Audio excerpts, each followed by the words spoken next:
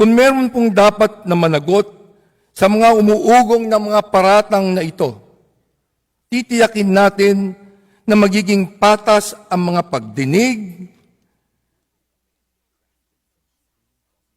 at kung meron mang mga pangalang nabanggit sa mga pagdinig na ito, may mga tamang forum para sila ay makapagpaliwanag. Tayo po ay magiging transparent at accountable sa ating mga gawain. Kung kinakailangan, makipag-ugnayan sa mga naglalabas ng saloobin, ako po mismo ang harap para makipag-usap.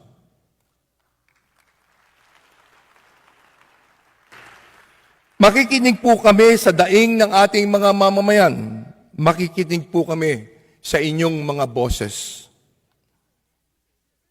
Ito lang ang paraan para lumabas ang pawang katotohanan at dito lang masisimulang matanggal ang agam-agam ng ating mga kababayan.